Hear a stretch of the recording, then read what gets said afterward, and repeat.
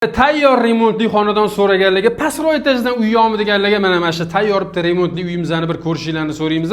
Bu xonadonimizdan zal qismi bo'ladi. Bu yerda televizor qo'yish uchun joylari qilingan. Xonadonimiz 72 kvadratdan iborat bo'ladi. 3 xonali skvoznoy planirovka.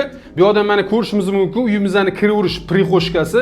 Bu yerda endi shkop yasatib olsangiz bo'ladi. O'zingiz uchun keyingi xonani ko'rishimiz mumkin. Bu ota-onalar yotoqxonasi, spalnya tashqari qaragan oynalari bor. Chiroylikini parda va chiroylikini lustralardan qo'yib qo'yilgan. Shunaqa remontga necha pul ketadi? Usta akalarimiz bo'lsa kommentariyada yozib ketinglar. Bu yerda mana keyingi xonamizni ko'rishimiz mumkin. Daryoni o'g'il bolalar xonasi qilsangiz, bu yerni qizlar xonasi qilib qo'yishingiz mumkin.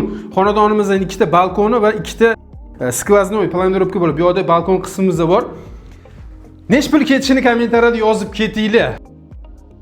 Ro'parasi bu xonamizning bu yerda oshxona qismi, ayollar sevimli bo'lgan oshxona qismi va mebellari qo'yilgan, vitishkani qo'yib beriladi.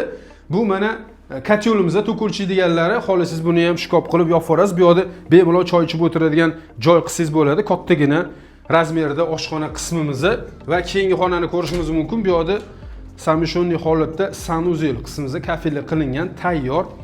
Xonadonimizning narxi $73.500 so'ralyapti. Agarda 35.000, 40.000 dollar atrofida pulingiz bo'lsa, qolganini bo'lib berishga ham gaplashamiz. Qiziqqanlar bo'ladigan bo'lsa, telefon qivrasi nomer bo'ladi. Xonadonimiz joylashgan joy Yangi Darxonda 16 qavatli dom 2-qavatda joylashgan bo'ladi. Shunaqa so'ragan yaqinlarga jo'natib qo'yinglar. Tayyor remont bilan xonadon mana.